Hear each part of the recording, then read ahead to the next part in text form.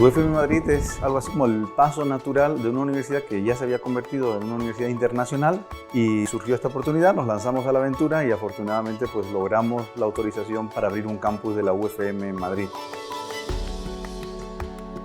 UFM Madrid nace con varios objetivos: convertirnos en un centro de emprendimiento y de innovación dentro de lo que es un centro universitario, desarrollando humanidades, desarrollando ideas de libertad, pero focalizados en el emprendimiento.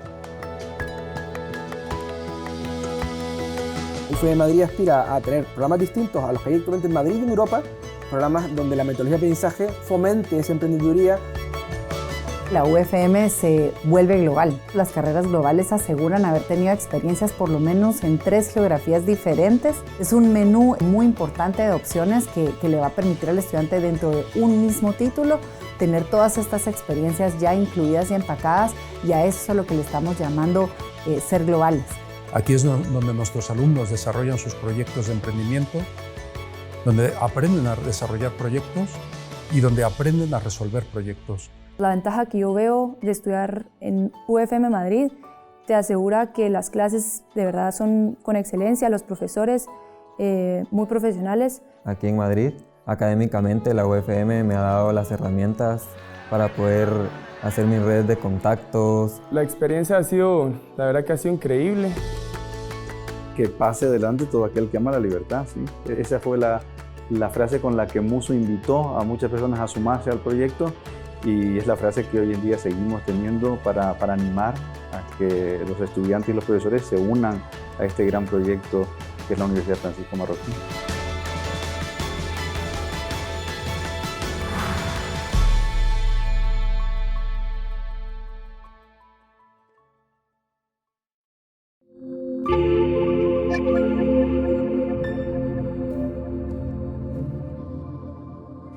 Nuestra misión es difundir los principios éticos, económicos y jurídicos de una sociedad de personas libres y responsables. Buenas tardes a todos y bienvenidos a la Universidad Francisco Marroquín, desde su sede en España y a UFM Talks Madrid. Mi nombre es Arturo Fabra y soy el director de UFM Madrid. Como decíamos ayer, estamos teniendo una serie de entrevistas con profesionales y personajes relacionados con UFM, en la que nos cuentan su viaje personal y cómo han llegado a ser quien son. Esta entrevista será realizada por una de las periodistas más importantes del panorama actual en España, Maite Rico. Maite ha sido subdirectora del diario El País, donde también ha ejercido de editorialista, corresponsal en México y Centroamérica y reportera internacional. Actualmente es analista en el periódico El Mundo y en las emisoras Onda Cero y Es Radio. Maite además es coautora de los libros Su comandante Marcos, la genial impostura y Quién mató al obispo, autopsia de un crimen político. Bienvenida, Maite. Hola, Arturo, muchas gracias. Hola a todos, un día más. Hoy en nuestra entrevista se va a titular Para mentes brillantes y vamos a conocer la historia de Álvaro Martín. Es difícil presentarlo porque resulta muy excepcional. Podemos decir que tiene 19 años y que acaba de empezar a estudiar la carrera de Economía en la Universidad de Cambridge, donde está obteniendo notables resultados. Pero resulta que también Álvaro es analista político y económico, ha publicado 3 libros: En defensa de la libertad, In Defense of Freedom, prologado por el conocido economista Daniel Lacalle; Salvemos Venezuela, escrito junto a disidentes venezolanos; y el más reciente, La revolución del mercado, que lo prologa otro economista liberal, Lorenzo Bernaldo de Quirós. Álvaro escribe sobre economía y política en su blog profesional, que se llama elrincondelparquet.com, y además colabora con muchas instituciones y think tanks como el Austrian Economic Center, el Instituto Juan de Mariana, la Fundación Civismo, Students for Liberty, el Club de los Viernes o Value School. Ha publicado sus artículos en diversos medios, entre otros pues la revista Libertalia, la web Libertad Digital, periódicos como El Mundo, periódicos digitales como El Español, y en Intereconomía Televisión también ha participado. También pues ha hecho un TED Talk aquí en España sobre los beneficios de la globalización y los efectos positivos que tienen en los países emergentes. Vamos a hablar con Álvaro y quiero recordaros que podéis vosotros también plantear vuestras preguntas a través de Facebook y nosotros se las trasladaremos a nuestro entrevistado. Así que os animo a participar. Hola, Álvaro, ¿qué tal? ¿Qué tal, Maite? Muy buenas tardes y muchas gracias a UFM por invitarme a estar aquí hoy. Ante todo, gracias por estar aquí. Viendo tu asombrosa trayectoria, lo primero que me pregunto es si has sido niño o adolescente alguna vez. O sea, tu primer libro lo publicaste, por lo que calculo, con 16 años. ¿Cuándo empezó tu interés por la economía y la política? Pues yo la verdad es que empecé a leer de economía muy pequeño, con 13, 14 años, pero no nada demasiado específico, sino simplemente empecé por un interés general, ¿no? por la economía y la política. Y bueno, a partir de ahí, pues el tema es que fui leyendo más, fui aprendiendo más sobre ello, lógicamente con muchas, ¿no? muchas fallas dentro de lo que es el autoaprendizaje, hasta que luego pues ya he llegado a la universidad y ya he podido ampliar un poco más los conocimientos en ese sentido. Pero era simplemente, pues eso, como un hobby para mí. Realmente no era algo de trabajo, sino que, pues bueno, planificar un libro, la estructura, hacer la investigación necesaria para él, lógicamente, desde tener 15, 16 años, que es lo que puedes hacer, ¿no? Cuando no tienes acceso tampoco a revistas académicas y demás, que es una investigación mucho más básica. Y bueno, luego también en el segundo libro, con el libro que tiene prólogo de Lorenzo, que es La revolución del mercado, pues ahí ya sí, con acceso a revistas académicas, con acceso a mejores artículos, a más medios, ahí, bueno, ese libro pudo quedar un poquito más completo. ¿Cómo contactaste con economistas como Lacalle o Bernardo de Quirós, dado que no habías comenzado ni siquiera la carrera universitaria? ¿Cómo contactaste con esta serie de personalidades del mundo liberal? Pues cómo conocí a Daniel es muy curioso porque yo de repente, yo publicaba en mi blog, pero publicaba por diversión únicamente, es decir, yo... ¿Cuándo empezaste con tu blog? Perdona. Yo con mi blog empecé cuando tenía 13, 14 años. Yo empezaba a publicar en mi blog, al principio publicaba tonterías. ¿Se llamaba ya como se llama ahora o no? Sí, El Rincón del Parquet, porque empezó siendo un blog de análisis de bolsa, ¿no? Y luego, bueno, pues luego ya dejé más esa rama y me metí más dentro de la rama de la economía y la política, que me gusta más. Y bueno, pues ahí publicaba artículos muy básicos, lógicamente. Pero bueno, hubo un artículo que me acuerdo del título, que es incluso Keynes estaría a favor de bajar el impuesto de sociedades, que, bueno, yo no ponía la edad que tenía en ningún sitio y entonces pues de repente me llegó un email de una de las ayudantes de Lacalle un día diciéndome que bueno, que si Daniel podía publicar este artículo, que si yo le daba permiso para publicarlo en su blog personal, en el blog de Daniel Lacalle. Y yo le dije que sí, que por supuesto, que adelante y que lo publicara. Entonces, Daniel lo publicó y, bueno, estuvimos hablando a partir de ahí. Ya vuelvo a decir, Daniel no sabía la edad que yo tenía ni nada, no nos conocíamos de antes. Y estuvimos hablando y Daniel me dijo que él tenía un libro entre manos, que es el que ahora salió hace tiempo, ya es el penúltimo de Daniel, que es La Gran Trampa. Y en La Gran Trampa yo iba a colaborar con él en un capítulo y buscando datos y haciendo gráficas. Y me escribió para si lo podíamos hacer, le dije por supuesto que sí, que yo estaría encantado de colaborar con él. Y ahí fue cuando Daniel supo que yo en ese momento tenía 16 años, 15 años creo que tenía cuando hablé con Daniel por primera vez. Nada, pues entonces habló con mis padres y todo para ver si tenía permiso, me dieron permiso. Eso es. Y entonces a partir de ahí pues colaboré con él y él me hizo el prólogo de mi libro y bueno, y hasta el día de hoy que tengo muy buena relación con él. Y con Lorenzo pues la verdad es que lo conocí por Twitter. A Lorenzo le conocí por Twitter en un par de debates políticos, económicos por Twitter y me dijo, hablamos y hablamos un día por teléfono y a ver si nos conocíamos, quedamos y nos conocimos y le conté el proyecto que tenía entre manos, que era el libro de La revolución del mercado y me ofreció hacer el prólogo y venía a la presentación. Así que les estoy muy agradecido a los dos y he aprendido muchísimo de ellos y sigo aprendiendo cada día de ellos. Pero tu interés por la economía, en concreto decías que empezabas con análisis de bolsa, o sea, en lugar de jugar a soldaditos ya jugabas al mercado de valores. ¿Te ha venido de la familia? ¿Tus padres son economistas? ¿Hay algún economista en la familia que te haya influido? Bueno, realmente no me viene de familia. Mi padre es economista, pero mi padre no es, entre comillas, economista practicante. O sea, mi padre estudió economía, pero no trabaja como economista. Mi padre se ha dedicado a temas de comercialización de fondos y demás siempre, pero desde un plano muy poco teórico, ¿no? Y a mí la parte que me gusta de la economía sí que es la parte más teórica, la parte más académica, más de investigación. Y bueno, entonces en ese sentido no me viene de familia porque en mi familia no hay ninguna rama de eso.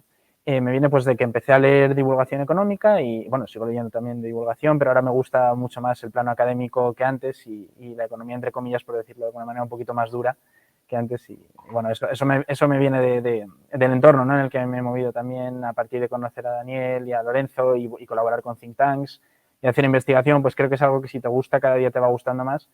Y vas, por ejemplo, ahora estoy conociendo a muchos profesores en la universidad que claro, que han dedicado toda su vida a la investigación y tengo profesores fantásticos, una profesora de Historia Económica que me encanta, hablas con ellos, te introducen a nuevos papers, a nuevos libros y al final amplían tu rango de interés de tal manera que te engancha muchísimo. ¿Cómo contactaste con la Universidad Francisco Marroquín? ¿Cuál es el nexo? Pues yo tuve un año que me permitió la Universidad de Cambridge, bueno, que me lo ofrecieron ellos, como veían mi interés que yo tenía, pues de que había estado colaborando con investigación y tal, me ofrecieron una plaza en la universidad y darme un año para hacer investigación libre en España y preparar también matemáticas y demás. Un año previo, ¿no? Lo que es un Foundation Year, y entonces en ese Foundation Year, pues eso era para hacer una especie de programa de investigación. Y yo estuve de investigador en la Fundación Civismo, con los que ahora estoy colaborador, y un día básicamente me llamó Arturo, el director de la Universidad Francisco Marroquín aquí en Madrid, y me ofreció si yo quería participar en un programa de fellowship durante el curso pasado aquí. El programa de fellowship consistía en hacer una especie de programa de investigación sobre la rama que me ofrecieron, que era Economía del Desarrollo, y presentarlo ante los alumnos de la universidad para hacer una especie de taller, una colaboración con ellos en base a ese programa de investigación y que luego los alumnos presentaran su propio proyecto. Entonces yo estuve guiando a los alumnos de la UFM a través de mi programa de investigación en Economía del Desarrollo y básicamente eso es lo que estuvimos haciendo el curso pasado.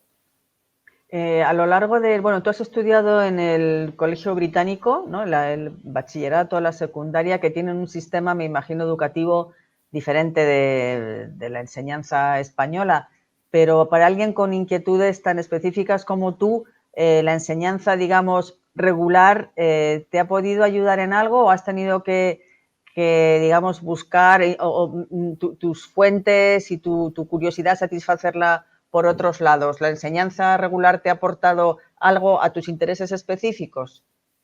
Sí, por supuesto. Al final lo que ocurre es que yo tengo intereses por muchas cosas. Me gusta mucho la filosofía política, me gusta muchísimo la ciencia política, me gusta la historia. Entonces, en ese sentido, yo no soy una persona que esté centrada únicamente en la economía. De hecho, las ramas que más me gustan de economía es la macroeconomía o la economía cuantitativa aplicada a historia económica y la economía política, porque creo que mezclan muchas disciplinas y requieren muchos conocimientos distintos. A mí, la variedad de disciplinas y creo que los nexos que existen entre las ciencias sociales son muy importantes y por eso creo que negar la entrada de las ciencias como la sociología, como la historia, como la política en la economía es un error. Yo trato de subsanarlo a mi manera, entonces, como digo, tengo muchos intereses distintos y por eso. Entonces, el colegio mío me proporciona unas bases en todo y unas bases que a lo mejor, por ser muy mainstream, al final no revisas tanto, ¿no? Pero bueno, luego sí que a mí me gusta mucho leer y eso sí que me ha gustado siempre y entonces trato de leer de disciplinas distintas, ramas distintas, sobre todo, además es algo que yo siempre digo, a mí me gusta mucho leer autores de izquierdas y cuanto más de izquierdas y revolucionarios es el autor, me gusta más, porque me parece un planteamiento distinto, más alejado del mainstream y más alejado de lo que estamos acostumbrados a oír, ¿no? También podría decir lo mismo por la parte autores más libertarios o más anarcocapitalistas, yo sin pertenecer a ninguna rama de ellas. Creo que son autores interesantes de leer, aunque yo no comparta sus conclusiones en muchas ocasiones. Entonces a mí me gusta leer autores raros, sobre todo, y revisiones de teorías extrañas, de ciencia política y demás, porque te aportan una visión distinta, vuelvo a decir, aunque no esté de acuerdo con la gran mayoría de ellas. Es curioso porque muchos intelectuales llegaron al liberalismo en su madurez. Estoy pensando, por ejemplo, en Vargas Llosa, procedentes además de la izquierda. Tú, en cambio, desde tu juventud eres un ardoroso defensor del liberalismo. ¿Cómo empezaste a interesarte por esta filosofía? Digamos, ¿quién te inspiró? Pues yo fui empecé a leer de economía y luego pasé al liberalismo como doctrina, ¿no? Como doctrina política. Porque el liberalismo no es una ideología, sino que es una doctrina política, porque no hay una ideología liberal como tal, y de hecho dentro del liberalismo hay muchísimas escuelas de pensamiento distintas y casi prácticamente podríamos decir prácticamente opuestas en algunos sentidos, como la defensa del Estado de Derecho. Los liberales clásicos la defienden y los más libertarios o anarcocapitalistas, como creen en que el Estado no debe, o sea, no creen en la existencia del Estado, creen que ese Estado de Derecho es simplemente un constructo social y un constructo político artificial, ¿no? Entonces, al final creo que son posiciones muy opuestas, por poner un ejemplo. Pero ¿cómo llega el liberalismo? Pues básicamente leyendo de economía, y leyendo de economía me empecé a interesar por el liberalismo económico, pero vi que el liberalismo económico sin liberalismo político, sin liberalismo social, sin liberalismo cultural, para mí es muy difícil de sostener y muy difícil de defender. En este sentido, yo también he evolucionado y me queda mucho por evolucionar dentro de mi propio pensamiento liberal, ¿no? Yo empecé defendiendo un liberalismo mucho más ardoroso, mucho más duro, mucho más cercano a la escuela libertaria, y hoy en día estoy muy calmado, digamos. Hoy en día defiendo un liberalismo... A ver si vas a acabar ahora en la socialdemocracia o el socialismo, vas a hacer el recorrido. Algunos me lo dicen. De hecho, muchos libertarios me dicen que soy un socialdemócrata, pero bueno. No, yo tampoco me etiqueto, pero creo en un liberalismo europeísta, un liberalismo, ¿no? Eso es, o sea, un liberalismo europeo, un liberalismo de la tradición de Constant, de Berlín, de Raymond Aron, es decir, no creo en un liberalismo más radical. Creo que la cultura y la sociedad tienen mucha influencia en la política, sobre todo en las políticas sociales, en cómo se comportan las sociedades, y ahí es donde creo que podemos cambiar o podemos influir en las ideas de la sociedad hasta un cierto punto, y el resto es simplemente gastar munición. Entonces, como creo que la sociedad europea tiene sus propios estándares, su propio funcionamiento, sus propios marcos políticos ya establecidos que se construyen a través de la historia, creo que el liberalismo europeo es la mejor rama, ¿no? para nuestro continente, para sacarlo adelante y para garantizar la prosperidad. Bueno, quiero de nuevo repetir a la audiencia que cuando queráis están disponibles el chat de Facebook y YouTube para recoger vuestras preguntas, vuestras inquietudes, vuestras curiosidades para Álvaro.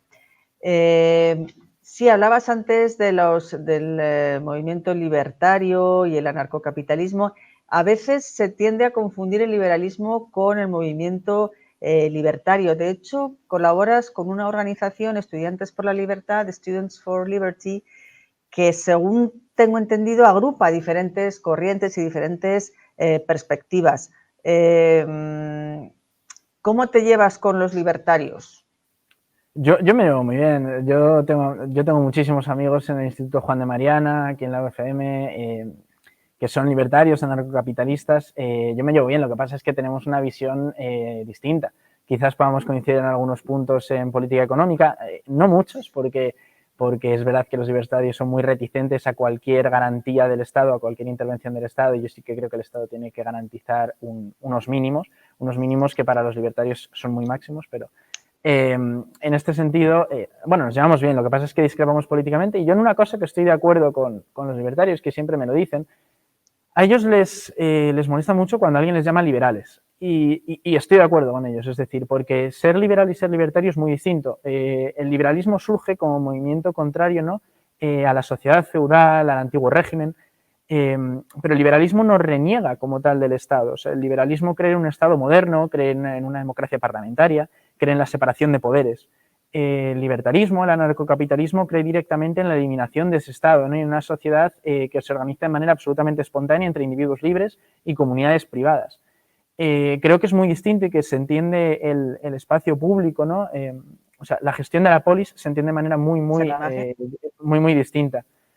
Y entonces, bueno, yo creo que ahí es donde está el punto focal donde se generan las diferencias, aunque sí que puede haber puntos de encuentro, ¿no? Con prácticamente todas las ideologías. El liberalismo tiene puntos de encuentro con prácticamente todas las ideologías, en ese sentido.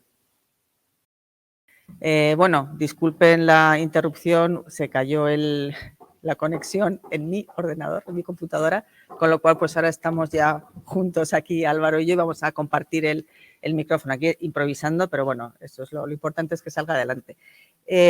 Álvaro, estamos viviendo malos tiempos para la libertad. Estamos viendo en Estados Unidos cómo desde los 80, empezaron en los 80, pero ahora más, se están restringiendo cada vez más libertades en universidades, en medios de comunicación. La corrección política obliga muchas veces a la censura y a la autocensura. Movimientos de reivindicaciones como el Me Too o el Black Lives Matter se han acabado provocando, pues son maquinarias de presión. Hemos visto despidos de profesores en las universidades más prestigiosas, en Harvard, El New York Times también ha despedido a su jefe de opinión por publicar una tribuna de un senador republicano. Esto pasa en Estados Unidos y se está contagiando a otros países. ¿No tienes la sensación de estar nadando contracorriente? Bueno, respecto a lo primero que comentas, hay una cosa muy interesante y hay un periodista que a mí me gusta mucho del Confidencial que se llama Ramón González Ferriz y tiene dos libros muy interesantes al respecto que creo que lo comparan muy bien. El primero se llama La Revolución Divertida y en La Revolución Divertida Ramón González Ferriz habla como todas las revoluciones sociales de los años 60 en adelante, a excepción lógicamente de mayo del 68, fueron revoluciones pro libertad. Eran revoluciones que pedían mayor libertad sexual, eran revoluciones que pedían mayor libertad religiosa, mayor libertad de expresión. Pero no eran revoluciones que vieran esa libertad como libertad positiva, ¿no? No veían esa libertad como tener que censurar a los demás o restringir la libertad de actuación de los demás para ellos poder ejercer la suya. Creo que esas revoluciones se han llevado muy lejos hoy en día y lo que hemos entrado es en un concepto, como digo, de que creer que todos tenemos derecho a todo, excepto los que creemos que no tienen derecho a nada. Entonces, en ese sentido, por ejemplo, comentabas el movimiento de Black Lives Matter. El movimiento de Black Lives Matter es una dicotomía política, es decir, se trata de plantear de que la gente o está con ellos o está contra ellos. Y parece que estar, entre comillas, contra el movimiento es estar contra la causa final. ¿Cuál es la causa que vende el movimiento? La igualdad racial. Todos queremos igualdad racial y eso es así. Es decir, creo que todos dentro de lo que es una decencia política queremos igualdad racial. Pero al final el movimiento Black Lives Matter no lo que ha buscado ha sido la censura de los disidentes, de los que opinan distinto. Yo opino como Stuart Mill y creo que el liberalismo tiene que garantizar la libertad de expresión de todos. Entonces yo creo que no estamos nadando contra... O sea, ahora mismo sí es muy difícil porque el liberalismo está entre dos orillas. Creo que hay una derecha más radical en Europa, una derecha, lo que se llama alt-right, ¿no? Una derecha populista, que yo siempre lo digo, la derecha populista se vende como que ellos quieren luchar contra la censura, pero si ellos estuvieran en las posiciones de poder que tratan de alcanzar, serían los primeros en censurar. Y la extrema izquierda pasa lo mismo. La extrema izquierda está en unas posiciones, aprovechando las posiciones de poder para censurar, vendiéndose como los defensores de la libertad, ¿no? De hecho, vuelvo a citar a Ferriz porque hay una idea muy interesante, que es que él habla y es que la izquierda ha dejado de defender esa libertad. Según él, la izquierda siempre ha sido la ideología que defendía la libertad y por eso la juventud se sentía tan cercana a la izquierda. No ha sido mi caso y no estoy de acuerdo en el argumento, ¿no? En el núcleo principal del argumento, pero sí que creo que está muy claro que ni la izquierda ni la derecha defienden la libertad. La libertad se entendía como libertad de expresión, como libertad de acción, como libertad sexual, como libertad religiosa. Y vamos a poner un ejemplo muy claro. En España lo hemos visto y es una dicotomía absoluta. En educación la izquierda quiere imponer su modelo educativo. Que los padres no pueden elegir dónde educar a sus hijos. Quieren eliminar la educación especial porque creen que los padres no son agentes decisores suficientemente buenos sobre el modelo educativo para sus hijos. Pero luego la derecha dice que no, que una persona mayor de edad, en sus cabales, una persona sin ningún tipo de problema de salud mental, que simplemente tiene una enfermedad terminal y desea acabar con su vida, ¿no? De una manera digna y sin sufrimiento, no puede recibir la eutanasia porque es inmoral. Quieren imponer un concepto de moralidad al conjunto de la población desde una visión, en mi opinión, sesgada, ¿no? Pero luego protestan por la libertad en otro sentido. Entonces, yo creo en un concepto de libertad como libertad negativa, ¿no? Como esa capacidad de acción por falta, ¿no? de coacción estatal o de coacción de un tercero, en ese sentido, ¿no? Pero es que las ideologías políticas, tanto la izquierda como la derecha, creen en la libertad negativa cuando les interesa y quieren imponer su concepto de libertad positiva cuando no les interesa. Entonces yo creo que en ese sentido nadie defiende la libertad en su plenitud. Creo que es muy difícil defender la libertad en su plenitud, ¿no?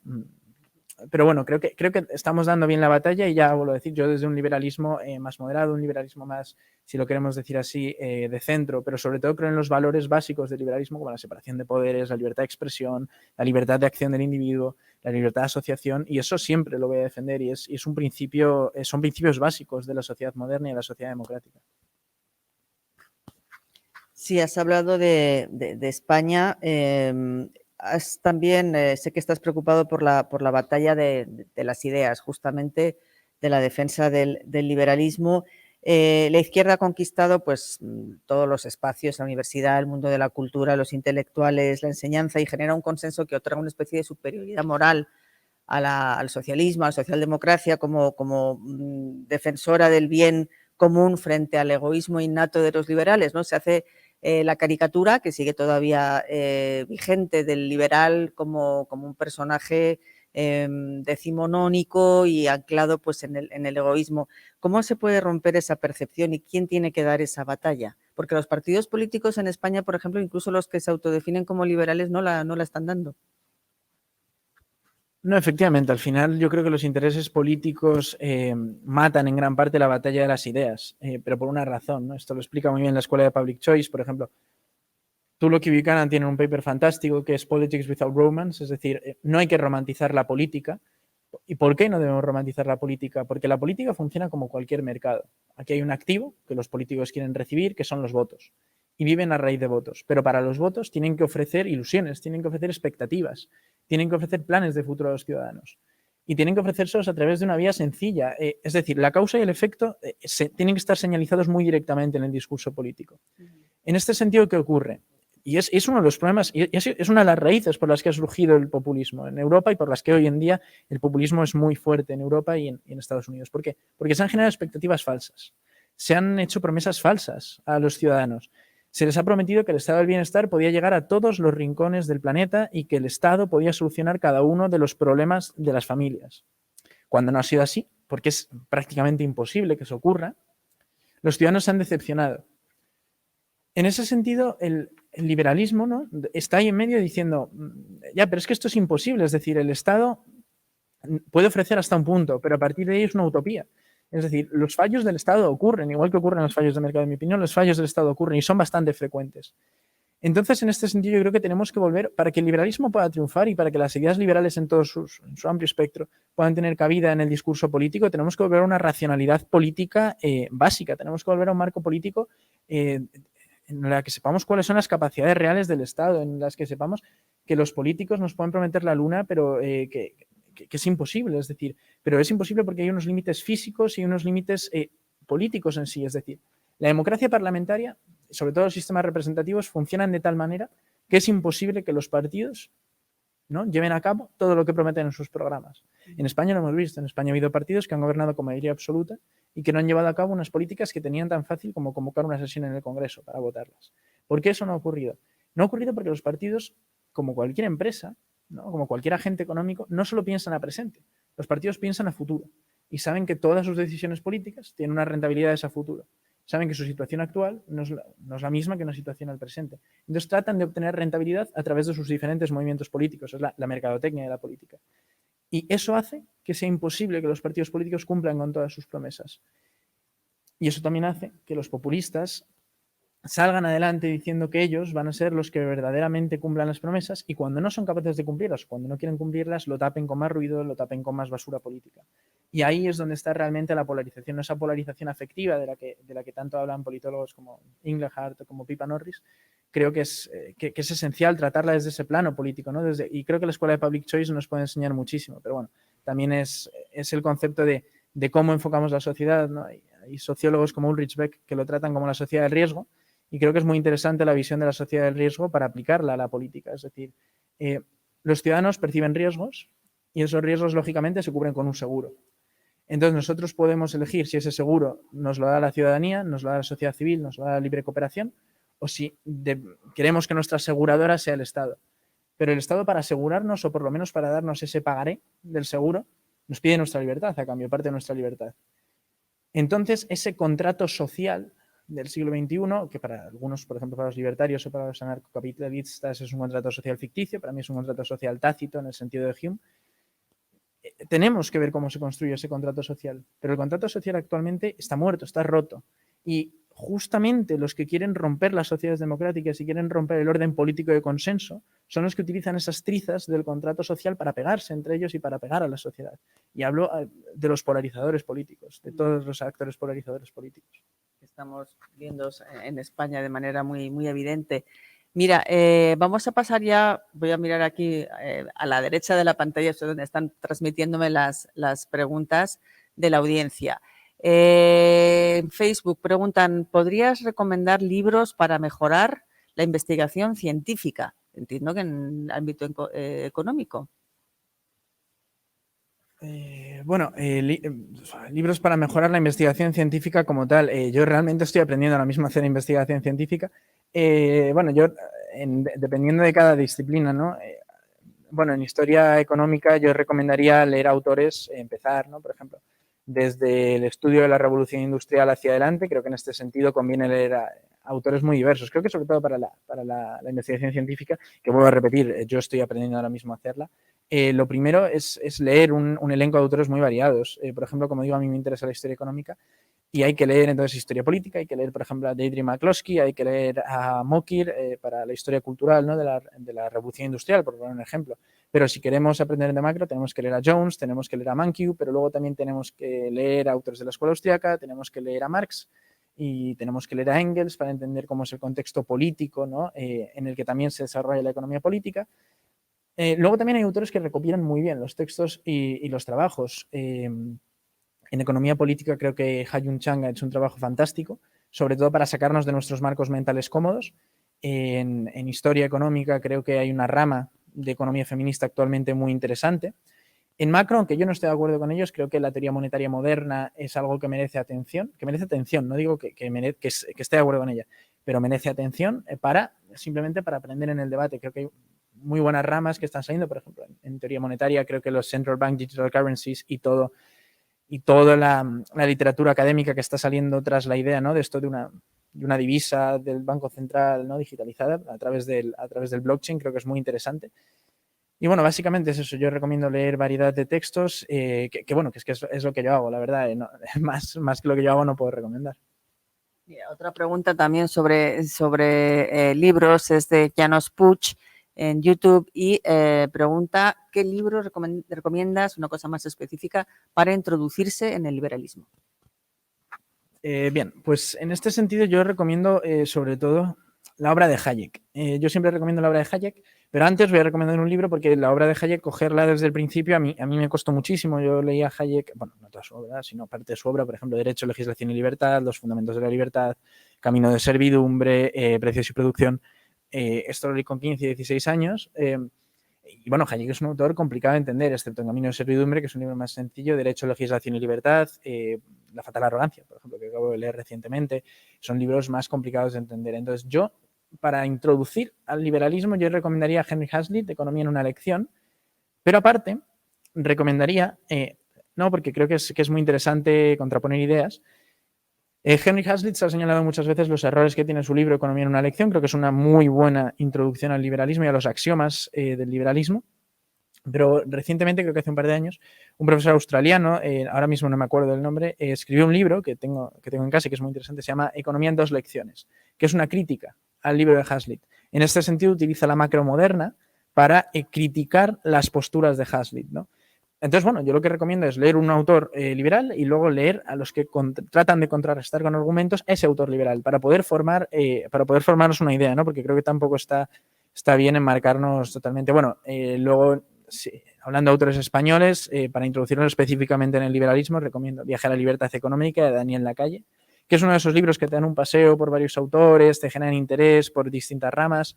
Luego también recomiendo a María Blanco, Las tribus liberales, y luego recomiendo también a Juan Ramón Rayo su obra Liberalismo, que es un libro de divulgación muy sencillo, en el que nos habla de los 10 principios básicos del orden político y económico liberal.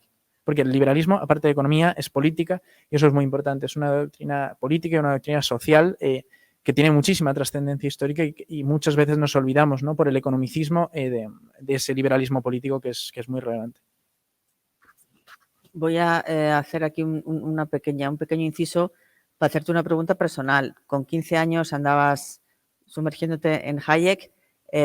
¿Tus amigos qué te decían? Estarían ellos leyendo cómics, supongo. ¿Te sentías solo? ¿Eres un muchacho solitario? Bueno, a ver, yo siempre he tenido una relación con mis amigos normal, es decir, yo no hablaba de Hayek con mis amigos ni del liberalismo, de política un poquito, pero lo básico, ¿no?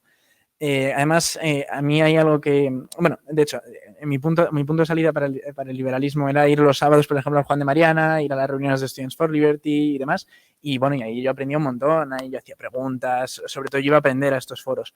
Y bueno, y también a contraponer, como digo, como me gusta leer otros alternativos, pues a ver si lo que me estaban diciendo era verdad o si yo opinaba de manera distinta. Entonces, bueno, eso fue mi salida desde los 15 hasta los 18. Y luego con mis amigos, sí que hablaba de política, pero de política muy normal, muy estándar. Y yo ¿No te has sentido un bicho raro? Es que como tampoco lo sacaba mucho a pasear el tema de que me gustaba, mis amigos sabían que, bueno, que yo escribía, que yo leía, pero no estaban muy al día de lo que yo hacía, ¿no?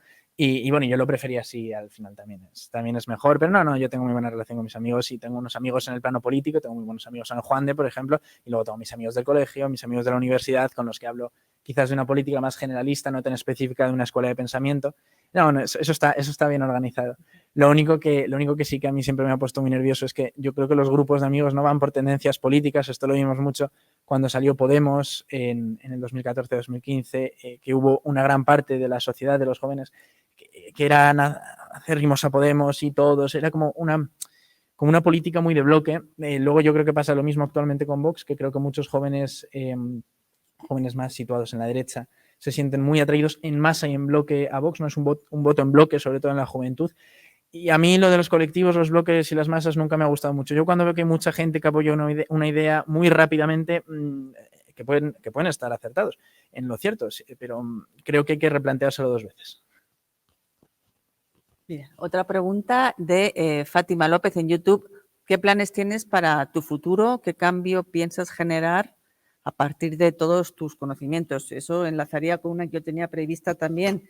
¿Te ves más en el ámbito de la política, de la academia o de la economía aplicada? Porque también, por lo que he leído, has colaborado con empresas en el desarrollo de proyectos, en concreto de blockchain aplicados a la inversión. ¿Cómo te ves tú en el futuro? Pues a mí me gustaría trabajar en algún tema de investigación económica, pero privado, ¿no? Creo que te garantiza mucha más libertad personal también. En ese sentido, me gustaría trabajar en algún tema de consultoría económica, de consultoría macro, en algo así, ¿no? En ese sentido, en algún banco central y luego saltar a alguna rama de la consultoría. Eso sí que me gustaría mucho. Luego me gustaría ser profesor asociado a alguna universidad porque sí que tengo mucho interés de investigación, de docencia, eso me gusta mucho. Lo que pasa es que no sé si para dedicarme todo el día a ello, ¿no? Sobre todo porque tiene una parte muy burocrática y es que yo soy muy espontáneo en ese sentido. Y entonces no me dedicaría las 24 horas del día a ello, pero sí que me gustaría ser profesor asociado, profesor adjunto de una universidad, profesor visitante. Eso sí que me gustaría para no perder esa parte de investigación y de docencia, que bueno, que yo creo que voy a seguir con ello siempre. Y básicamente eso sí, me gustaría en un plano sencillo. Y luego en la parte política siempre me lo dicen muchas veces. Yo no niego una participación en política en un futuro, pero yo sí que niego el servilismo a un partido. O sea, yo... lo tienes difícil, ¿eh? Sí, no, o sea, yo lo que no voy a hacer, de hecho yo no estoy en ningún partido, aunque haya gente que me asocia un partido a otro, yo no estoy en ningún partido, por eso, porque creo que tengo un espíritu crítico que no casaría muy bien dentro de un partido. Y cuando he estado en actos de partido y demás, sí que me pongo un poco nervioso, ¿no? Porque veo que lo que decía antes, ¿no? Que es buscar el sesgo de confirmación y buscar la afirmación en el resto de compañeros sin plantearse críticamente si lo que se está haciendo está bien o mal. Entonces yo podría entrar en un partido, podría colaborar en un momento determinado con un partido político, en un puesto político, en un momento determinado en el que yo crea que voy a aportar algún tipo de valor añadido. Pero estar en política por estar, no, yo creo que eso no. Habrá que crear un partido de los sin partido, ¿no? Un club de liberales sin partido. A ver, Pamela, Aimí pregunta en Facebook, ¿cómo crees que podemos defendernos de la censura que la corrección política nos impone, ya que esta corrección va disfrazada como un acto benevolente, en efecto? Bueno, yo creo que eso es complicado, ¿no? Yo he de decir que a mí nunca me han censurado nada. Pero sí, bueno, esa censura existe sobre todo en los foros públicos, ¿no? En los foros de debate. Yo creo que además es una censura más que activa, es una censura indirecta. Yo muchas veces me siento en algunos foros de discusión o de debate en los que se habla, por ejemplo, de cambio climático, en los que se habla de feminismo, en los que hay una visión dominante, ¿no? Y no te dicen no opines o no digas esto, pero sí que en la introducción al módulo, la profesora o el investigador que está llevando ese seminario, por ejemplo, introduce la idea y dice, bueno, pero como todos estaréis de acuerdo en esto, entonces ya te restringe, ¿no? Bueno, yo no estoy de acuerdo, bueno, yo tengo una idea alternativa, aunque pueda estar de acuerdo en el fin, es decir, por ejemplo, la igualdad jurídica y la igualdad real entre hombres y mujeres. Quizás puedo no estar de acuerdo en los medios, por ejemplo, yo soy muy contrario a las cuotas. una rama de la economía feminista muy grande acepta las cuotas como una variable más, es decir, como un factor absolutamente a introducir, ¿no?, en la política económica. Y yo creo que no, es decir, yo soy muy contrario a eso. Lo que pasa es que en algunos seminarios en los que se trata, por ejemplo, cómo influye la política macroeconómica en la igualdad real entre hombres y mujeres, se da por hecho que es un instrumento a utilizar, ¿no? Y es como, tú introducirías más o menos cuotas, pero no, ¿tú las introducirías o no? Entonces ya hay un juicio de valor previo incluso al ejercicio del propio seminario que está coartando de alguna manera tu libertad de expresión o tu libertad de pensamiento, no de manera directa, porque no te impiden decirlo, pero sí de manera indirecta a través de una presión grupal. Y creo que eso pasa mucho. Eso pasa en redes sociales, eso pasa en los medios de comunicación, eso pasa en las universidades. Eso lo veo muy complicado. ¿Cómo? Pues no teniendo miedo y dando nuestra opinión. Yo siempre digo de manera razonada, porque muchas veces cuando nos sentimos o cuando la gente se siente presionada y la gente siente que le están coartando su libertad de expresión, por decirlo de alguna manera burda, va a decir la mayor burrada posible para ver si se le escucha, ¿no? Es como que ya que me están cortando la libertad de expresión, voy a decir la mayor burrada posible a ver si así sueno por encima de los demás. Que volvemos, que es la política del esperpento y la política del espectáculo y la polarización afectiva va de eso. Desde, como estáis tapando mi mensaje, pues ahora voy a doblar la apuesta. Por poner un ejemplo. Esto lo vimos muy claro cuando yo creo que la primera vez que lo dijo Santiago Abascal, lo del peor gobierno en 80 años, yo creo que se equivocó. Yo creo que lo dijo sin querer en la entrevista esta con Susana Griso. ¿Qué pasa? Que la izquierda reaccionó de manera tan repulsiva a eso, como, es decir, hubo un movimiento tan cerrado contra esa frase del peor gobierno en 80 años, que Abascal dijo, no, voy a doblar la apuesta. Y entonces dijo, no, en 800 años, y se lo llevó prácticamente hasta antes de los Reyes Católicos. Entonces, pues ese tema, esa política del espectáculo no es lo que lleva, es que todos doblan la apuesta y ninguno se centra realmente en lo que tienen que decir.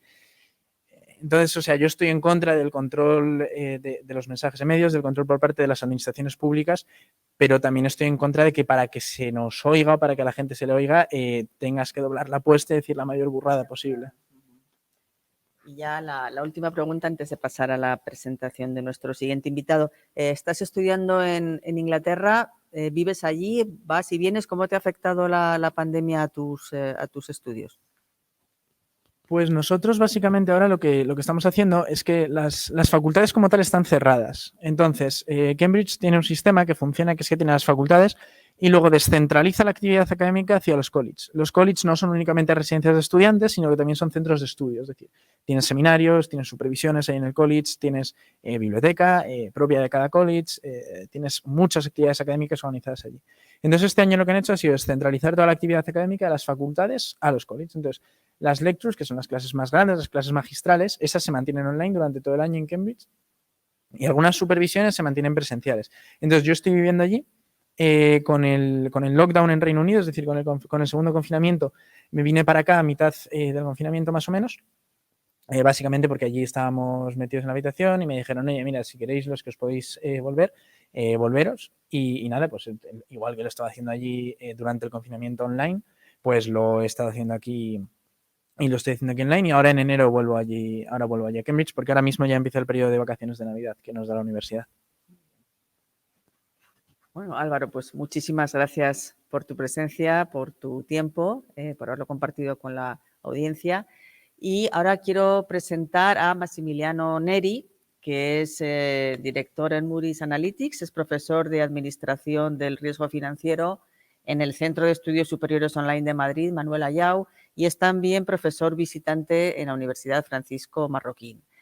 Massimiliano nos va a hablar del Journal of New Finance, del cual es editor. Adelante, Massimiliano. Muy buenas, muchas gracias por la invitación. Quería presentaros el Journal of New Finance, que es una nueva revista académica lanzada por la UFM de Madrid. ¿Por qué una nueva revista académica? Hay muchísimas. Porque creemos que el mainstream, es decir, el paradigma principal de las finanzas modernas, ha sido desafiado pesantemente por las últimas crisis. La crisis del 2007-2008, la crisis del 2020. Y entonces ha agotado su capacidad de avance. ¿Qué significa una crisis del paradigma? Pues significa que las teorías que están incorporadas en el paradigma principal de la finanza no permiten, por ejemplo, a los profesionales de los mercados de capitales, a los gestores de inversión, por ejemplo, de hacer frente de manera adecuada a una crisis como estas que hemos observado. Todos los economistas saben que las previsiones económicas suelen estar equivocadas. Sin embargo, todo el mundo sigue utilizando las mismas técnicas, las mismas teorías, con el mismo resultado, que van a dar resultados equivocados, que no permiten anticipar fluctuaciones en los mercados que dan problemas a las carteras, por ejemplo. Al mismo tiempo, hay la regulación financiera, que ha crecido muchísimo en los últimos 10-15 años para los bancos, para los seguros, para las gestoras. La regulación financiera está basada en los mismos pilares de la finanza moderna, de la cual está constituida el paradigma principal. Son las mismas teorías. Nosotros creemos que hay que ser crítico con la regulación financiera actual a causa del hecho que está basada en teorías que no son adecuadas a la realidad del 2020 o de los años futuros. Y si queremos apuntar o contribuir eficazmente a la estabilidad financiera, pues hay que cambiar esta regulación financiera.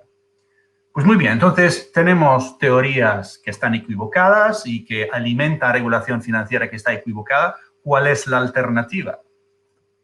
Pues hemos reflexionado si hay una alternativa. Por ejemplo, Thomas Kuhn nos ha enseñado que si hay un paradigma antiguo, esto puede evolucionar a un nuevo paradigma solo si el nuevo paradigma existe. Y desafortunadamente hemos llegado a la conclusión que este nuevo paradigma no existe. No existen teorías alternativas a las actuales. Esta es la razón por la cual hemos creado el Journal of New Finance. Nosotros pensamos que hace falta ayudar muchísimos investigadores en el mundo que tienen ideas que quieren desafiar el mainstream actual, la finanza moderna, pero francamente, cómo está organizado el sistema de publicaciones, todos los journals actuales solo publican cosas que están alineadas con el mainstream. Pues nosotros queremos dar voz a los investigadores que buscan contribuir a crear un paradigma nuevo.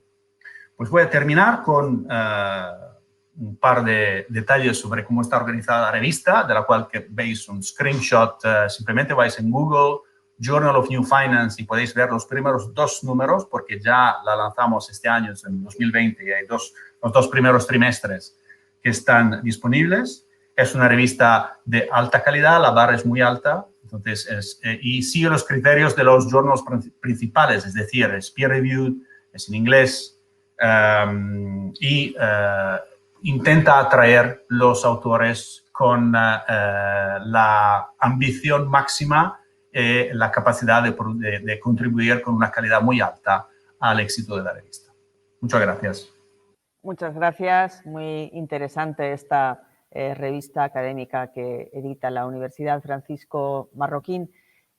Para estar al tanto de las actividades de la universidad les invita a seguir sus redes sociales, en concreto Facebook, Instagram y Twitter, como @UFMMadrid.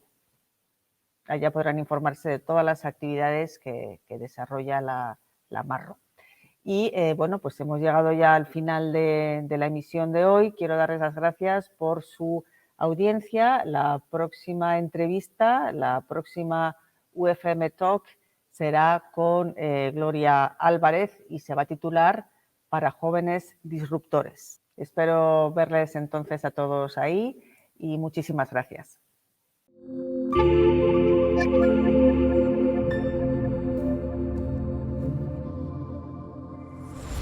Personas libres y responsables. On free market, private property. Ciudadanos defensores de la libertad.